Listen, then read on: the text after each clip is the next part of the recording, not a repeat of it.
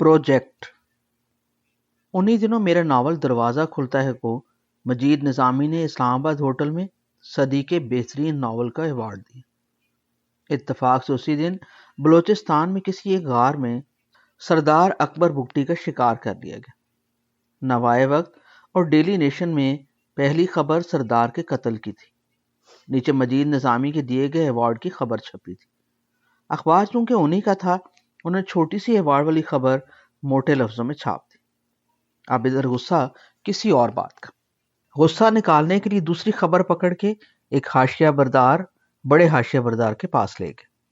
मेरी तो ISPR में ड्यूटी ही प्रिंट मीडिया से मिलने मिलाने की थी। सवाल माथे पे बल डाल के पूछा गया, मजीद निज़ामी से क्यों मिले? वार्निंग।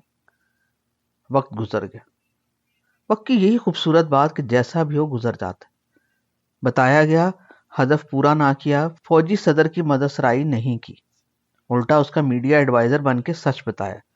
लिख के दिया कि अवाम में अफवाज पाकिस्तान की इज्जत और तौकीर कम हो रही है। हर तरफ से देखती आंखें कह रही हैं बस कर दो। फौजी वर्दी पहन के पहले सर उठा के चलते थे, लोग हाथ उठा के सलाम करते थे। अब लोगों की आंखों में नफरत है। हुक्म आ गया घर से सिविल कपड़ों में दफ्तर आओ। फौज की इससे बढ़ के तहकीर क्या हो सकती? यही दुश्मन का एजेंडा था, यही शतरंज की चाल थी जो दोनों तरफ बैठा एक ही खिलाड़ी हमारी कौम से खेल रहा था। लिखा कि हल यह है कि हुकूमत अवाम को करने दो, सिविल इदारों से फौजियों को कम करो, DHA का नाम बदल दो, मुल्क को तबकाती खानों में ना बांटो। तहरीर अब भी वहां मौजूद होगी। ऊपर गई, किसी ने गौर किया या नहीं ये नहीं पता, मेरे दिन उधर गिने गए। ISPR से फुल कर्नल ही रिटायर हो गया। खारियां के दिनों से जनरल असगर से राब्ता था। वो national university of technology Nernst के रेक्टर थे। मुझे उधर सीनियर नॉलेज मैनेजर का ओहदा दे के रख लिया। दफ्तर में तीसरा दिन था कि रेक्टर का फोन आया। फौरन पहुंचा। उनके दफ्तर में एक मीटिंग हो रही थी। मीटिंग का मौजू था नस्ट का नया बनाया जाने वाला मेडिकल कॉलेज और 500 बिस्तरों का अस्पताल। प्रोजेक्ट कई सालों से चल रहा था। अस्पताल के प्रोजेक्ट में एक भी मेडिकल डॉक्टर शामिल नहीं था।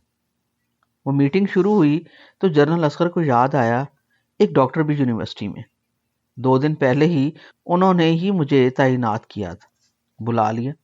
उन दोनों रावलपिंडी में ताज़ा एक प्राइवेट मेडिकल कॉलेज बनाने के अमल से हो के गुजरा था।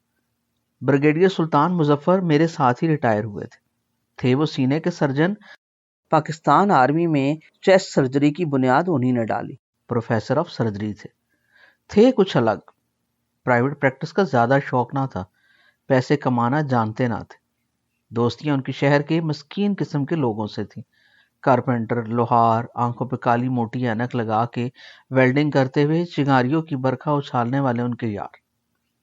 माली, राज मजदूर, ड्राफ्ट्समैन, चपली कबाब तलने वाले, ठेला लगाने वाले, इसी तरह के लोग पहली बार कोई मरीज बनकर आते, फिर उनके यार बन के उनके क्लिनिक में चौड़े होकर बैठ के चाय पीते। अपने क्लिनिक के 2.5 कमरों में ये मुझे भी ले। राह में बोले, यार एक मेडिकल कॉलेज बनाना है, क्या सौदा ले? कहा 2 रिम कागज, एक डिब्बी पॉइंटर, बाल पॉइंट काले और एक स्टेपलर ले दे। उन्होंने स्टेशनरी की दुकान पे गाड़ी रोकी, लिफाफा भर के चीजें भरी और मुझे अपने क्लिनिक पे एक डेस्क पे बिठा के बोले, बस शुरू हो जाओ। शुरू हो गया। PMDC Pakistan medical and dental council को चाहिए क्या, मंजूरी उन्हीं से मिलना थी। वो फहरिस्त एक तरफ रखी, अपनी फाइल बनानी शुरू कर दी। सवाल दे के ही जवाब बनते। जवाब लिख दिए, एक कंप्यूटर मिल गया। कॉलेज का नाम तजवीज़ हुआ मेरे कहने से, Pakistan medical and dental college, bracket में PMDC। खत लिखा, कॉलेज के लिए मतलूबा चीज़ें हाजिर हैं। इधर कंप्यूटर से ही कॉलेज के नाम का लेटर पैड डिज़ाइन करके उस पर दरख्वास्त लिखी। नीचे director education, Pakistan medical and dental college, PMDC बन के दस्तखत कर दी। खत PMDC पहुंच गया। वो हैरान, ये एक और PMDC किधर से? फौरन जवाब आया, हाजिर हूं। ब्रिगेडियर सुल्तान मुजफ्फर के साथ उधर गया। उधर मेरा ही एक क्लास फेलो सेक्रेटरी था। वो कहे कॉलेज मंजूर कर लेंगे, नाम बदलो। मैंने ब्रिगेडियर सुल्तान मुजफ्फर को कोहनी मारी। उन्हें मेरी तरफ देखा, تو میں نے آنکھ مار کے کہا سستے چھوٹ کے، اعتراض صرف نام کا ہوا۔ سلطان مظفر کے ذہن میں خیال تھا کہ کبھی یونیورسٹی بنانی۔ وہ بیٹھے بیٹھے لفظوں کو آگے پیچھے کر کے کوئی نام بناتے رہتے۔ آخر انہوں نے 4 لفظ لکھے، USA۔ لکھتے ہوئے ذہن میں تھا university of science religion and arts, لکھیں تو پڑھا جائے اسرا۔ وہ کہیں یو کو دبا کے پڑھو، یہ یسرا ہے۔ بحث ہونے لگی۔ اسرا تکلیف کے لیے لفظ ہوتا ہے، یسرا آسانی کے لیے۔ وہ کہیں تبھی یسرا کہہ رہا ہوں، کہوں پھر پہلے وائی لگاؤ۔ کئی مہینے بحث چلتی رہی، کام ہوتا رہا۔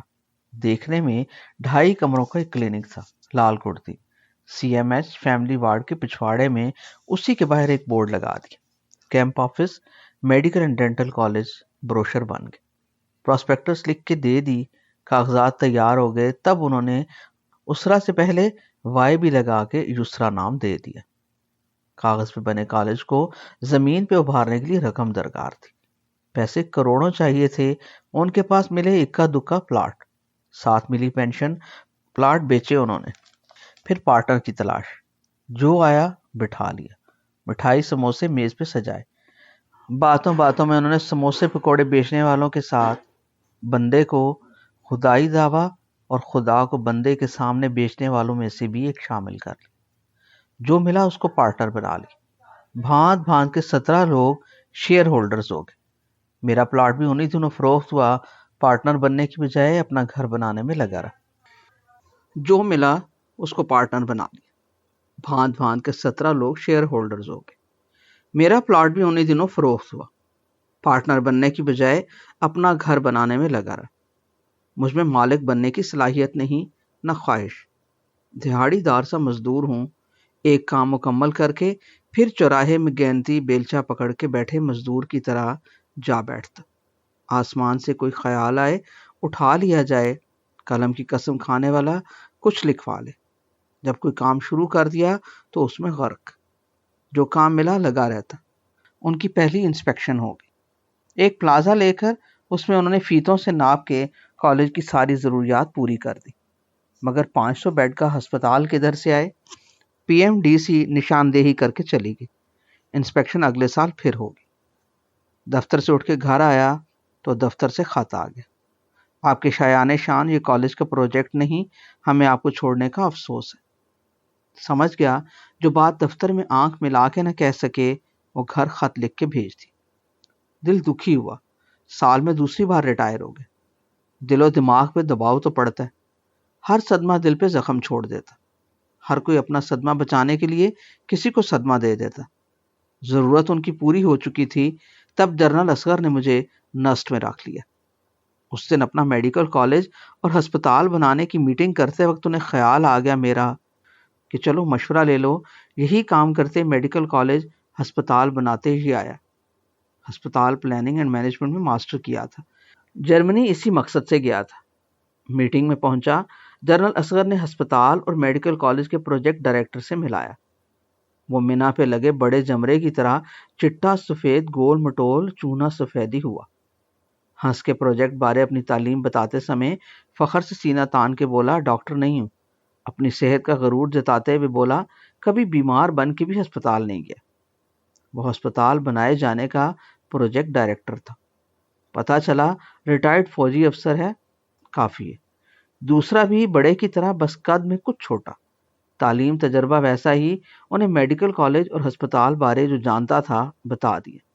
ان سب کو اس موضوع کی الف بے بھی معلوم نہ تھی۔ جو کہتا وہ سر ہلاتے رہتے۔ وہ دونوں بڑے چھوٹے پروجیکٹ کے کرتے دھرتے ایک دوسرے کی طرف دیکھ دیکھ خوف زدہ۔ کئی سالوں سے ان کی نوکری لگی تھی، ایک ایسے خیالی ہسپتال بنانے کی جس سے ان میں سے کوئی بھی واقف نہ تھا۔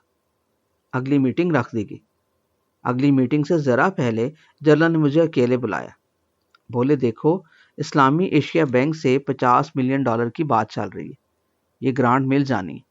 تم بس 500 بیڈ کا ہسپتال اور نسٹ میڈیکل کالج A سے Z تک کاغذ پہ بنا دو، زمین پہ ہم اسے کھڑا کر لیں گے۔ قلم لے کر کاغذ پہ ہی پہلے بنتی ہر چیز، چاہے بلڈنگ ہو یا بندہ، یہی تقدیر۔ بولے، سب بتا دو، بلڈنگ کا ڈیزائن، ادھر رکھا جانے والا ہر پرزہ، ایک تھرمامیٹر سے MRI تک سٹاف تجویز کر دو، ان کی تنخواہیں، ڈیوٹیاں سب لکھ دو۔ اتنے سالوں میں کیا ہوا؟ میں نے پوچھا۔ خوش گپیاں، باتیں، میٹنگ پہ میٹنگ اور ٹی بریکس۔ وہ ہنس کے بولے۔ پوچھا کس معیار کا کالج اور ہسپتال چاہیے؟ بولے modern, state of the art. میں نے ذرا گردن لمبی کر کے کہا سنگاپور میں ہے، نسٹ ہسپتال اینڈ میڈیکل کالج۔ جنرل نے سر ہلایا۔ میٹنگ کے لیے وہ بڑے چھوٹے پروجیکٹ مینیجر بھی پہنچ گئے۔ ایک رات پہلے ہی پرانے باس دوست بریگیڈیئر سلطان مظفر سے مل کے گیا تھا۔ انہیں چھٹی کرا دی تھی، میں ان کی مجبوری جانتا تھا۔ میں نے دوستی میں بال نہ آنے دی۔ اسی کلینک پہ کیمپ آفس میں ملا، نظریں چکا کے شرمندہ شرمندہ ملے تپاک سے۔ کہا کوئی بات نہیں، بہتری ہوگی، نسٹ میں ہوں۔ خوش ہوئے، بولے انہیں پیسوں کی کیا کمی، سرکاری ٹکسال ان کے پاس، بہترین ایشیا کا ہسپتال سنگاپور میں۔ انہیں نے مشورہ دیا تھا کہ یہ مشورہ دینا۔ بریفنگ دی، آخر میں جنرل بولا بیلا تم ساتھ یہ دونوں، انہوں نے بڑے اور چھوٹے دونوں کی طرف اشارہ کرتے ہوئے کہا، تم تینوں سنگاپور ہوا۔ سنا ہے ادھر ایک ہسپتال قابل تقلید ہے، ویسا ہی ادھر بناتے۔ $50 ملین کافی ہوتے ہیں۔ پاسپورٹ اکٹھے ہو گئے، ذمہ داری میری ہی لگی، امریکن ایکسپریس کے ذریعے ویزے اور ٹکٹ کی۔ مشورہ دیا سنگاپور جاتے جاتے بینکاک اور ملیشیا بھی دیکھ لیں تو کیا حرج، ٹکٹ کے پیسے اتنے۔ بڑا اور چھوٹا دونوں خوش ہوئے، بینکاک اور ملیشیا کے ویزے لگ گئے، سنگاپور کے لیے کاغذ دور گئے۔ روز جا کے پوچھنا سنگاپور کا ویزا آیا کوئی جواب؟ ایک دن امریکن ایکسپریس والا میرے قریب ہو کے بولا جواب آ گیا۔ اس کے بتانے کا انداز خوش کن نہ تھا۔ حیرت سے آنکھیں اٹھائیں، وہ سر جھکا کے بولا صرف ایک ویزا لگا۔ میرا دل بیٹھ گیا، رہ گیا جانے سے۔ دل میں خیال آیا مگر اس کا چہرہ خوش۔ میرے کان میں بولا صرف تمہارا ویزا لگایا انہوں نے، باقی دونوں رد کر دی۔ سن کے اور زیادہ پریشان ہو گئے۔ وہ بڑے اور چھوٹے تو پہلے ہی ویری، مجھے اکثر بڑا کہا کرے تیز کام نہیں کرنا، نانا دیکھا نہیں پہلے پرائیویٹ میڈیکل کالج والوں نے تمہارے ساتھ کیا کیا؟ یہ تو سرکاری پروجیکٹ، جتنا آہستہ چلو اتنی لمبی نوکری، دنیا پھریں گے۔ وہ سنگاپور کے بعد نہ جانے کون کون سی دنیا سوچے بیٹھا تھا۔ اسے کیسے جا کے بتاتا کہ اس کا تو ویزا لگا ہی نہیں۔ بڑا چھوٹے کو بٹھائے منڈلی لگائے بیٹھا تھا۔ جی ڈاکٹر صاحب کچھ پتا چلا؟ مجھے جھوٹ بولنے کی پریکٹس نہیں، سچ بولنے کی ہمت نہ۔ بولا جی ایک ویزا کہتے لگا ہے بس۔ کس کا؟ بڑا بولا۔ کہا آپ فون کر کے پوچھ لیں ان کے بڑے سے، میری تو ایک چھوٹے سے بات ہوئی تھی۔ اس نے فون اٹھایا، پی اے کو کہا امریکن ایکسپریس۔ اتنی دیر میں سامنے بیٹھے سارے درباری چہروں پہ خوش آمدانہ مسکراہٹ لیے اسے بولیں سر اگر ایک ویزا لگا تو تینوں میں سے تو آپ کا ہی لگا ہو۔ ہاں، نام کس ترتیب سے تھے وہ مجھے پوچھنے لگا۔ آپ کا نام سب سے اوپر، پھر آپ سے چھوٹے کا، آخر پہ میرا۔ ہاں پھر تو میرا ہی لگا ہوگا، بڑا بولا۔ ایک بات اور بھی ہے۔ بڑا بیٹھا کچھ سوچ کے خوش ہوا۔ کون سی بات سر؟ ایک خوش آمدی بولا۔ بڑا بولا میرے نام کے ساتھ محمد نہیں لگا۔ پھر وہ فاتحانہ انداز میں مسکراتا ہوا ہم سب کو دیکھنے لگا۔ ویزے کے لیے جمع کرائے کاغذوں کی نقل اپنے سامنے پھیلائی، دستاویزات میں میرا نام دیکھ کر ناک چڑھا کے بولا تمہارے ویزے کا تو سوال ہی پیدا نہیں ہوتا، دنیا کے حالات دیکھو کدھر جا رہے ہیں۔ پتہ ہے نا سنگاپور دوسرا اسرائیل ہے نا؟ جی۔ تمہارا ویزا ادھر کا کیسے لگ سکتا ہے؟ تمہارے نام کے ساتھ محمد لگا ہے۔ مجھے آنکھوں میں حقارت بھر کے دیکھ کے بولا۔ سر اٹھا کے اسے دیکھ کے رونا آئے، یہ مسلمان ایک ویزے کی آرزو میں آقا صلی اللہ علیہ وآلہ وسلم سے دستبرداری پہ خوش ہو رہے، جس کے نام کے ساتھ آقا صلی اللہ علیہ وآلہ وسلم کا نام جڑا ہو، اس کو تحقیر سے دیکھ رہے۔ دکھ سے دل بھر گیا، اندر سے ہنسوں بھی، مجھے تو پتا تھا ویزا لگا کون سا ہے، کس کا۔ بڑا یقین پال بیٹھا کہ صرف اسی کا ویزا لگا۔ اب بڑا چوڑا ہوتے ہوتے اپنی کرسی پہ اتنا پھیل کے بیٹھ گیا کہ کرسی چھوٹی لگنے لگی۔ بولا تم دونوں خیر ملائیشیا تک تو میرے ساتھ ہو، بینکاک میں بھی ساتھ ہو گئے، بس تم لوگ ملائیشیا سے پلٹ آنا، میں ذرا آگے سنگاپور سے ہو آؤں گا، ٹھیک ہے؟ سب ہواری سر ہلائیں۔ مجھے چپ لگی تھی، چھوٹا سینے پہ ہاتھ رکھ کے جی سر جی سر۔ اتنے میں گھنٹی بجی، میرا سر چکرانے لگا۔ اس نے فون اٹھایا، پی اے نے امریکن ایکسپریس تھرو کر دیا۔ جی۔ چند لمحوں کی خاموشی بڑے کے چہرے کی آنکھیں دھندلائیں۔ کس کا؟ اس کی آواز ایسی تھی جیسے ہیرو شیما پہ لٹل بوائے پھٹا اور مشروم سے دھوئیں کا بادل اس کے وجود سے اوپر اٹھتا نظر آیا۔ اس کا سفیدی ہوا سفید بڑے جمرے جیسا چہرہ ایسا کالا ہو گیا ایک دم، جیسے اندر سے سیاہ کنکریوں کا پہاڑ ٹوٹ کے غبار بن کے اس کی رگ رگ پہ لگا۔ وہ فون کو کان سے لگائے لگائے مجھے ایسی زہریلی نظروں سے دیکھنے لگا جیسے پھنیر ناگ پھن پھیلائے میری بوٹی بوٹی میں زہر پچکاری چھوڑ رہا۔ فون بند کر کے اس نے تھوڑی دیر لمبے لمبے سانس لی، پھر ایک دم ناک پھیلا کے اندر کا زہر نگلتے ہوئے زور کا سانس لیتے ہوئے بولا، صرف آپ کا ویزا لگا ہے۔ چند منٹوں تک وہاں قبر سی خاموشی رہی، پھر بڑا بولا، کوئی بھی سنگاپور نہیں جائے گا، سب ملائیشیا سے واپس آئیں گے۔ ایئرپورٹ کے ساتھ ہی جنرل اصغر کا گھر تھا۔ میں ادھر جاتے راستے میں ان کے گھر چلا گیا۔ بولے، اچھا کیا ملتے جا رہے ہو؟ کہا، میرا تو سنگاپور کا ویزا لگا ہے، ادھر میرے ایک دو جاننے والے ہیں، کتابوں کے اسٹوڈنٹ، جا کے جو ہسپتال اور کالج دیکھنا ہوگا دیکھ آؤں گا۔ بولے، ضرور ضرور۔ عرض کی، ذرا بڑے پروجیکٹ ڈائریکٹر کو فون کر دے، وہ بھی ایئرپورٹ پہ ہی تھا۔ جنرل نے فون اٹھا کے کہا، بات کراؤ اس سے۔ ایئرپورٹ پہنچا، بڑا اور چھوٹا دونوں موجود۔ بڑے کا چہرہ پہلے سے 2 گنا سیاہ۔ جا کے پوچھا، جنرل صاحب سے بات ہوگی؟ بولا، ہاں جی، آپ جدھر مرضی جائیں، آپ کو کون روک سکتا ہے۔ جہاز میں بھی وہ دونوں مجھ سے دور بیٹھ گئے۔ تھائی ایئر لائن کی فلائٹ تھی۔ بینکاک کی طرف اڑتا جہاز سورج کو آنکھ کھولنے سے پہلے پکڑنے کی کوشش میں تھا۔ جرمنی سے سویڈن جاتے ہوئے پہلے کبھی دیکھا تھا کہ غروب ہوئے سورج کو جہاز نے اسٹاک ہوم کے ایئرپورٹ پہ پہنچ کے پھر سے بستر سے نکال لیا تھا۔ نیو یارک طرف اٹلانٹک پار جب گیا تب بھی جہاز سورج کی روشنی کی پرتیں کھولتے اسے تھان کی طرح کھولے جائے، پھیلاتے پھیلاتے اسے ڈوبنے نہ دے۔ اس وقت یاد ہے جہاز کے پائلٹ نے مجھے اپنے ساتھ کاکپٹ میں بٹھا لیا تھا اور جہاز کو مین ہٹن کی فلک بوس اور اونچی عمارتوں کے پہلو میں نیلے ہڈسن کے پانی کے اوپر سے جھکا کے جہاز کوئنز میں بنے جے ایف کینیڈی ایئرپورٹ پہ جا اترا تھا۔ ادھر بینکاک کا ایئرپورٹ اونچے اونچے آہنی سیدھے ترچھے مستولوں کے اوپر تنے ریشمی تمبو جیسے نگینوں سے چمکتی اونچی چھت کے نیچے تھا۔ ادھر سے ہم کوالالمپور ملائیشیا چلے گئے۔ راہ میں سبز ہریالی اور نیلا پانی، دھوپ کے چمکارے سے پانی کی بوند بوند چمکے۔ سارا رستہ میں ایک کھڑکی کے ساتھ جڑا رہا۔ کوالالمپور اتر کے کوئی ہوٹل تلاش کرنا تھا۔ مجھے بڑا گھورے، کہے، ادھر آپ کے پاس الیکٹرو میڈیکل اکوپمنٹ والے آئے تھے؟ جی۔ ان کے ادھر بھی شو روم ہے؟ جی۔ آپ سے کہا بھی تھا کہ کہہ دیتے، وہ ہمیں ریسیو کر لیتے، ہمیں ٹھہرا لیتے، ان کے گیسٹ ہاؤس ہوتے۔ بڑے کا تانا سن کے عرض کی، مگر ہم تو ڈیوٹی پہ آئے ہیں، ہمیں یہاں خرچ کے پیسے حکومت کے خزانے سے ایڈوانس ملے ہیں، جا کے خرچ کیے کا کلیم بھی جمع کرانا ہے ہم نے۔ وہ ایک دوسرے کو دیکھ کے میری کم علمی کا تمسخر اڑائے۔ ان کی آنکھیں پھپتی اڑا رہی تھیں، کہہ رہی تھیں، آیا حکومت کا ماما۔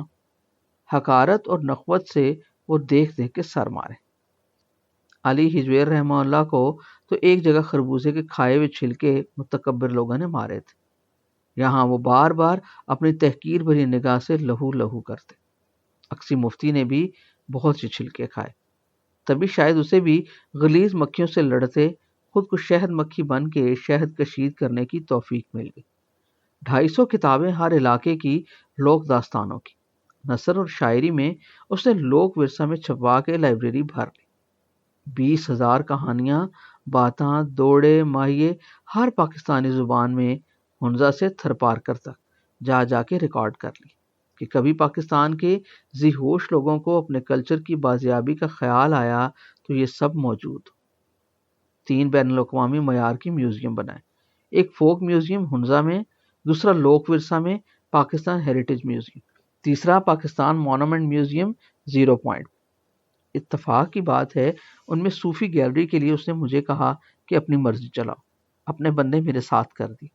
جدھر پاکستان کے بڑے ادیبوں اور شاعروں کے گوشے بنائے وہاں وہ ڈنڈی مار گیا۔ ادھر میری نہ چلی نہ چلنے دی، بہت لڑائی کی اس سے۔ کہا، یہ کیا؟ مفتی جی کے عقیدت مندوں کے مجسمے اور تصاویر سجا لی، مفتی جی کا ادھر ذکر نہیں کیا۔ میرے گرو کو نظر انداز کر دیا. بولا اتنے بڑے گرو دیو کا بیٹا ہونے کا کوئی نقصان تو ہونا تھا، کوئی تو قیمت ادا کرنی تھی، ورنہ یہاں کسی بندے نے اٹھ کے انگلی اٹھا دینی تھی. دیکھو اقربا پروری، اپنے باپ کی تصویر پاکستان مونومنٹ میں سجا دی.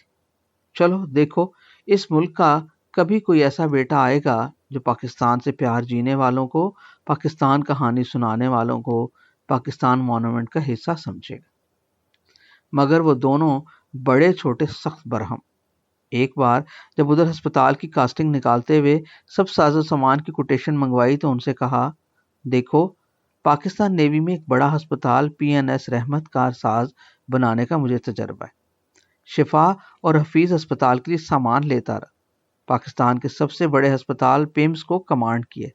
سرکاری ادارے کو جب آپ کچھ بیچتے ہیں تو 30% آپ پہ جو ٹیکس اور دوسرے اضافی بوجھ وہ نہیں رہتے.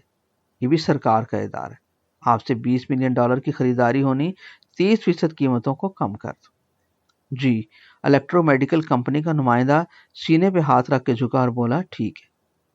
بڑا اور چھوٹا پروجیکٹ ڈائریکٹر دونوں ادھر اسی کمرے میں تھے. ایک دم دونوں کے چہرے پہ ہوائیاں اڑ گئی. بڑے کے لیے $20 ملین کے 30% کا اندازہ لگانا مشکل نہ تھا. وہ ہڑبڑا کے سپلائر سے بولا کوئی کام نہیں کرنی قیمت کاغذوں میں. سپلائر نے ایک نائکا کی طرح اپنی آنکھ میچی، سر کسی سوچ میں جھٹک کے گھمایا اور بڑے کی طرف دیکھ کے بولا سمجھ گئے سر. ملائیشیا میں ایک بڑے ہسپتال میں گئے.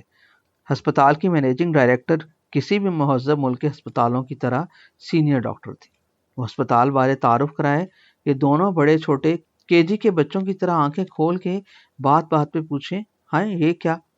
آخر اس نے پوچھ لیا آپ نے کہاں سے ڈاکٹری پڑھی؟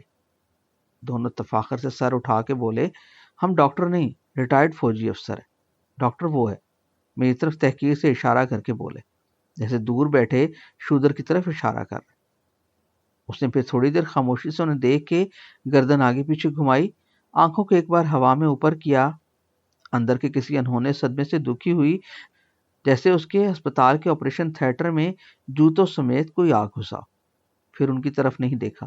ساری بریفنگ مجھے دیکھ کے کہتی رہی. آخر میں اس نے سب کو چھوٹے چھوٹے گفٹ پیک دیے. پھر اپنے ہسپتال کا ایک بڑا سا کرسٹل کا ماڈل لے کر میری طرف آئی. یہ دونوں چیلوں کی طرح مجھے دیکھنے لگے جیسے ابھی مجھ پہ لپک پڑیں گے. ہسپتال کا دمکتا بلوری ماڈل مجھے دیکھے چلی گئی. ہوٹل جانے سے پہلے راستے میں ہی خود ہی میں نے وہ ہنستے ہوئے بڑے کو پکڑا دیا، یہ کہتے ہوئے کبھی ویسے بھی ہسپتال نہیں دیکھا آپ نے، لو ماڈل دیکھتے رہنا. ایک دم وہ کوے کی طرح اس پہ لپکا. فوراً اس نے پکڑ کے ٹھنڈا سانس لیا، دیتے ہوئے پھر کہا آپ رکھ لو، ہم ڈاکٹرز تو پیدا ہی ہسپتال کے لیے ہوتے ہیں. وہ اس بات کو بھی اپنی کوئی کوالیفیکیشن سمجھا اور مزید چوڑا ہو گیا. اس خاتون نے اپنے ہسپتال کا ماڈل ایک فخر سے دیا تھا کہ دیکھو ہمارا ہسپتال جو دمکتا ہیرے کی کنی کا بنا ہو. مجھے بھی خیال آیا اپنے ملک کا جھنڈا سر بلند کرنے کا. اس خاتون ڈاکٹر نے ہمیں عزت دی ہے، اپنا بیگ کھول کے اپنی لکھی کتاب پاکستان کہانی پہ اس کا نام لکھ کر اسے پیش کر دی. وہ کتاب پکڑ کے ہکی بکی کہے کیا اعزاز کی بات ہے، you are an author of Pakistan story carrying Pakistani flag on your name. بولی ایک تصویر بھی ہو جائے. ان کے ہسپتال کے فوٹوگرافر کیمرے لے کر سامنے آ گئے. اپنا کیمرہ بڑے کو دیتے ہوئے کہا اس لمحے کی ایک تصویر ہو جائے. جب وہ میری کتاب مجھ سے لے رہی تھی، پتہ نہیں بڑے کے ہاتھ اس وقت اتنے کیوں کپ کپائے کہ تصویر آ کے دیکھی تو ساری دھندلی، بالکل ویسی جیسے اس لمحے اس کی آنکھوں میں دھند تھی. کوالالمپور میں ان دونوں کے ساتھ جا کے سنگاپور سے واپسی بینکاک کی فلائٹ بک کروائی. سنگاپور سے آنے والا میرا جہاز ان کے کوالالمپور سے بینکاک پہنچنے کے 45 منٹ بعد لینڈ کرنا تھا. ان سے کہا ادھر میرا انتظار کر لیجیے گا. ان کے چہرے کسی بدنیتی کی دھن میں جکڑے ہوئے تھے جو اس وقت مجھ سے پڑھی نہ گئی. سنگاپور بس پہ گیا.